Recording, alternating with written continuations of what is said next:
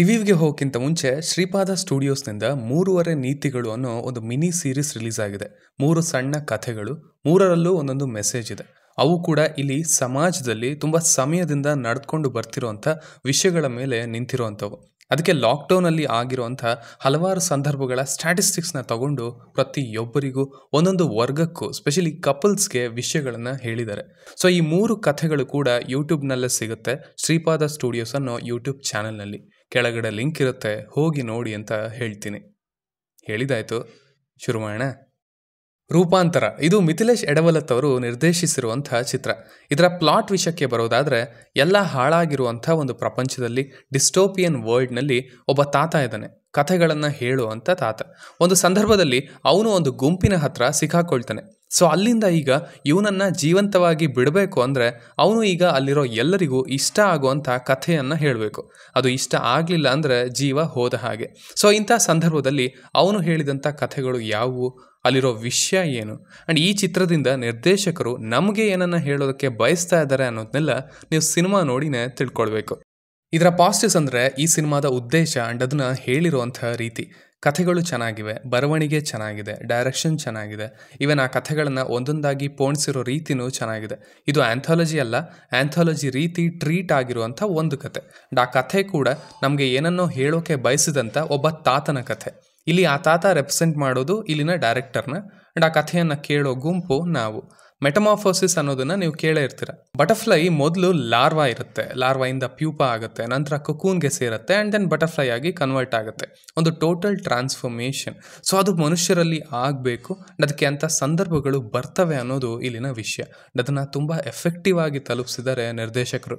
ಇಲ್ಲಿರೋ ಕಥೆಗಳನ್ನು ನೋಡಿದರೆ ಅವು ಒಂಚೂರು ಡಾರ್ಕ್ ಅಂತಲೇ ಅನ್ನಿಸ್ತವೆ, ಬಟ್ ಅವುಗಳನ್ನ ತುಂಬ ಕ್ಲೆವರ್ ಆಗಿ ಎಲ್ಲರಿಗೂ ಹೊಂದುವಂಥ ರೀತಿಯಲ್ಲಿ ಕಟ್ಕೊಟ್ಟಿದ್ದಾರೆ. ದ ಬೆಸ್ಟ್ ಪಾರ್ಟ್ ಅಂದರೆ ಕಥೆಗಳಲ್ಲಿ ಮುಖ್ಯ ಪಾತ್ರ ಯಾರದ್ದು ಆಗಿದ್ದರೆ ಅಲ್ಲಿ ರೂಪಾಂತರಗೊಳ್ಳೋದು ಇನ್ಯಾರು. ಒಂದಷ್ಟು ಕಥೆಗಳಲ್ಲಿ ಆ ಪಾಯಿಂಟ್ನ ಕೂಡ ಕಂಪ್ಲೀಟ್ ಮಾಡಿಲ್ಲ, ಅದಕ್ಕೆ ಅಂತ ಕೊನೆಯಲ್ಲಿ ಡೈಲಾಗ್ನೂ ಹೇಳಿಸಿದ್ದಾರೆ. ಅದರ ನಂತರ ಏನಾಯಿತು ಗೊತ್ತಿಲ್ಲ, ಅವನು ಏನಾದ ಅದಕ್ಕೂ ಗೊತ್ತಿಲ್ಲ. ಸೊ ಐ ಥಿಂಕ್ ಆ ರೂಟ್ ನನಗೆ ತುಂಬ ಇಷ್ಟ ಆಯಿತು. ಐ ಫೀಲ್ ಇಲ್ಲಿಗೆ ನಾನು ಇದನ್ನು ಬಿಡ್ತಾ ಇದ್ದೀನಿ.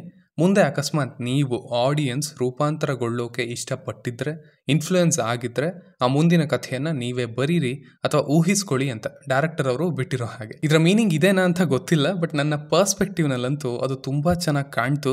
ಅದೇ ಮೀನಿಂಗ್ ಅಂತ ನಾನು ತಿಳ್ಕೊಳ್ತೀನಿ ಕೂಡ. ಇಡೀ ಕಥೆಗಳು ಕೊಡುವಂಥ ಎಫೆಕ್ಟ್ನ ಫ್ಯೂಚರ್ನಲ್ಲಿ ಆ ಸಣ್ಣ ಹುಡುಗನ ಸುತ್ತ ನಡೆದ 2 ಸಿಚುವೇಶನಿಂದ ಕೊಡ್ತಾರೆ. ಬ್ಯೂಟಿಫುಲ್ ಆಗಿತ್ತು ಅದು. ಕಥೆಗಳನ್ನು ಕೇಳ್ತಾರೆ ಅನ್ನೋದು ಬೇರೆ, ಅದರಿಂದ ಏನಾಯಿತು ಅಂತ ತೋರಿಸೋದು ಬೇರೆ.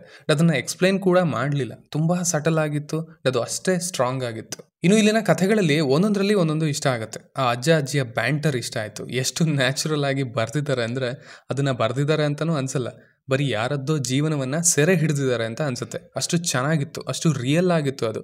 ನಾನು ಬೇಕಾದರೆ ಆ ಇಬ್ಬರ ದಿನಚರಿಯನ್ನು, ಆ ಮಾತುಕತೆಯನ್ನು ಕೇಳೋದಕ್ಕೆ ಇಷ್ಟಪಡ್ತೀನಿ ಈಗಲೂ ಕೂಡ. ಅಷ್ಟು ಒಂದು ಒಳ್ಳೆ ಭಾವನೆಯನ್ನು ಕೊಡ್ತು ಅದು. ಏನೋ ಯಜಮಾನ, ವರ ಕೊಡೋ ಯಜಮಾನ, ಇಟ್ ವಾಸ್ ಸೋ ಬ್ಯೂಟಿಫುಲ್. ಅದು ತುಂಬ ಹತ್ತಿರ ಆಯಿತು ಮನಸ್ಸಿಗೆ. ಇನ್ನು ಈ ಕಡೆ ಬೆಂಗಳೂರಿನ ರೌಡಿ ಕಥೆ, ಅಲ್ಲಿ ಒಂದು ಫೈಟ್ ಸೀಕ್ವೆನ್ಸ್ ಬರುತ್ತೆ. ಫೈಟ್ ಕೂಡ ಅಲ್ಲ, ಅದು ಕಿತ್ತಾಟದ ಥರ.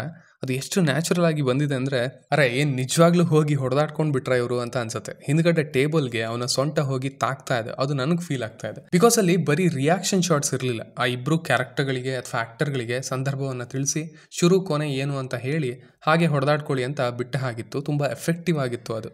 ಆಲ್ಸೋ ಆ ಬೆರಳುಗಳನ್ನು ಬಿಡಿಸ್ಕೊಳ್ಳೋಕೆ ನೋಡುವಂಥ ಸೀನ್, ಅದು ಕೂಡ ಫೀಲ್ ಆಯಿತು. ಅರೇ ಏನು ಗುರು ಇದು ಅಂತ. ಇನ್ನು ಈ ಕಡೆ ಒಬ್ಬ ಭಿಕ್ಷುಕಿಯ ಕತೆ, ಆ ಟ್ರಾನ್ಸ್ಫಾರ್ಮೇಷನ್ ಅನ್ನೋದು ಅಥವಾ ಬೇಕಾಗಿರೋ ಬದಲಾವಣೆ ಏನು ಅನ್ನೋದು ತುಂಬ ಹಾರ್ಡ್ ಹಿಟ್ಟಿಂಗ್ ಆಗಿ ಪೋರ್ಟ್ರೇ ಆಗಿರೋದು ಈ ಕಥೆಲೇನೆ ನನ್ನ ಪ್ರಕಾರ. ಆ ಇಡೀ ಕಥೆನೇ ಸಖತ್ತಾಗಿದೆ. ಮೊದಲಿಂದಾನೂ ನಿಮಗೆ ಗೊತ್ತಿರುತ್ತೆ, ಓಕೆ ಇಲ್ಲಿ ಏನಾಗ್ತಿದೆ, ಏನು ಎಂಡ್ ಪಾಯಿಂಟ್ ಅನ್ನೋದು. ಬಟ್ ಅಗೇನ್ ಆ ಇಡೀ ವ್ಯವಸ್ಥೆಯನ್ನು ತಿಳಿಸಿರುವಂಥ ರೀತಿ, ಅದು ಕೂಡ ಅಷ್ಟೇ ಸಮಯದಲ್ಲಿ. ಅದೇ ಈ ಥರದ ಮೆಸೇಜ್ನ ಹಲವು ಸಿನಿಮಾದಲ್ಲಿ ಕೇಳಿದ್ದೀವಿ. ಆ ಪೊಲೀಸ್ ವ್ಯವಸ್ಥೆಯನ್ನು ಕವರ್ ಮಾಡಿರೋದನ್ನು ಕೂಡ ನಾವು ನೋಡಿದ್ದೀವಿ. ಬಟ್ ಅದನ್ನು ಹೇಳಿರೋ ರೀತಿ, ತೋರಿಸಿರೋವಂಥ ರೀತಿ ತುಂಬ ಎಫೆಕ್ಟಿವ್ ಆಗಿತ್ತು. ಆ್ಯಂಡ್ ಟ್ರೈಲರ್ನ ಆ ಡೈಲಾಗ್ ಏನಿತ್ತು ಅದಕ್ಕೆ ತಕ್ಕಂತೆ ಕಥೆ ಇತ್ತು, ಆ ಸಂದರ್ಭ ಇತ್ತು. ಆಲ್ಸೋ ಅದು ಮುಂದೆ ಹೋಗಿ ಆ ರೌಡಿನ ಕೂಡ ಎಕ್ಸ್ಪ್ಲೈನ್ ಮಾಡುತ್ತೆ. It's beautifully written. ಇನ್ನು ಒಬ್ಬ ಹುಡುಗನ ಕತೆ, ಅದರಲ್ಲಿ ಸ್ವಲ್ಪ ಟ್ರಾನ್ಸ್ಫಾರ್ಮೇಷನ್ ಬೇಗ ಆಯಿತು ಅಂತ ಅನ್ನಿಸ್ತು. ಬಟ್ ಏನು ಹೇಳಬೇಕು ಅಂತ ಅಂದ್ಕೊಂಡಿದ್ರು ಅದು ಕನ್ವೆ ಆಯಿತು ಅಂತ ಹೇಳ್ಬೋದು. ಇನ್ನು ಈ ಥರದ ವಿಷಯಗಳಿಗೆ ಎಲ್ಲ ಪರ್ಫಾರ್ಮರ್ಗಳು ಕೂಡ ತಮ್ಮ ವ್ಯಾಲ್ಯೂನ ಆ್ಯಡ್ ಮಾಡಿದ್ದಾರೆ. ಪ್ರತಿಯೊಬ್ಬರು ಕೂಡ, ಒಬ್ಬರನ್ನೇ ಇಲ್ಲಿ ಮೆನ್ಷನ್ ಮಾಡೋದಕ್ಕೆ ಆಗಲ್ಲ. ಇನ್ನು ಇಲ್ಲಿನ ಹಾಡುಗಳು, ಹಾಗೆ ಅದರ ಸಾಹಿತ್ಯ, ಆ ಕಿತ್ತಾಳೆ ಅನ್ನೋ ಹಾಡು, ಅದನ್ನು ನೀವು ಕೇಳಿರ್ತೀರ ಅಂತ ಅಂದ್ಕೊಳ್ತೀನಿ. ಅಂದರೆ ಅದು ಪ್ಲೇ ಆಗೋವಂಥ ಸಂದರ್ಭ ಹೇಗಿರುತ್ತೆ ಅಂದರೆ, ಆಸ್ಪತ್ರೆಗೆ ಹೋದರೆ ನಮಗೆ ಸಮಾಧಾನ ಆಗಬೇಕು ಅಲ್ವಾ? ಬಟ್ ಅಲ್ಲಿ ಈಗ ಹೆದರಿಕೆ ಆಗೋ ಪರಿಸ್ಥಿತಿ ಬಂದಿದೆ. ಆ್ಯಸ್ ಎ ಡಾಕ್ಟರ್ ಅಥವಾ as A part of the system I could feel it. ಅದು ಪೊಲೀಸ್ ಸ್ಟೇಷನ್ಗೂ ಕೂಡ ಅನ್ವಯಿಸುತ್ತೆ. ಕಿತ್ತಾಳೆ ತೋಟದ ಕೆಲಸದ ಹುಡುಗಿಯ ಕನಸಿನಂತೆ ಒಂದು ಕಿತ್ತಾಳೆ ಹಣ್ಣು. ಹುಳ ತಿಂದ ಹಣ್ಣಾದರೂ ಕೊಡಿರೋ, ಹುಳಿ ಹೆಚ್ಚು ಹಸಿ ಕಾಯಿಯಾದರೂ ಕೊಡಿರೋ. ಅಂದರೆ ಇಡೀ ಲೈನ್ಗಳೇ ಆ ಇಡೀ ಸಂದರ್ಭವನ್ನು, ಅಲ್ಲಿರೋ ತಾತ್ಪರ್ಯವನ್ನೆಲ್ಲ ಹೇಳ್ಬಿಟ್ಟಿದ್ದಾವೆ. ಆಲ್ಸೋ ಇಲ್ಲಿನ ಡೈಲಾಗ್ಸ್ ಕೂಡ ಅಷ್ಟೇ ಅದಕ್ಕೆ ತಕ್ಕಂತೆ ಇದ್ವು. ಒಂದು ಮಾಸ್ಕ್ಗಿಂತ ಕೊಲ್ಲೋದೇ ಚೀಪ್, ಬದುಕಿಗಿಂತ ಕನಸೇ ಸುಂದರ, ಅಫ್ಕೋರ್ಸ್ ವ್ಯವಸ್ಥೆ ಇನ್ನೊಂದು ಸಾರಿ ರೇಪ್ ಮಾಡುತ್ತೆ ಅನ್ನೋದು, ಹೀಗೆ ಹಲವು. ಇನ್ನು ಇಲ್ಲಿನ ನೆಗೆಟಿವ್ಸ್ ಅನ್ನೋದಕ್ಕಿಂತ ಒಂದಷ್ಟು ಕ್ವಶನ್ಗಳು ಹುಡ್ತವೆ. ಅವುಗಳನ್ನ ಇಲ್ಲಿ ಸರಿಯಾಗಿ ಹೇಳೋದಕ್ಕಾಗಲ್ಲ. ಬಟ್ ಸ್ಟಿಲ್ ಅಜ್ಜನ ರೂಪಾಂತರ ಏನು ಅನ್ನೋದು ಅಷ್ಟು ಗೊತ್ತಾಗಲಿಲ್ಲ, ಅಥವಾ ಮೇ ಬಿ ಅದನ್ನು ನಾನು ತಗೊಳ್ಳಿಲ್ಲ ಅಂತಲೂ ಅನಿಸುತ್ತೆ.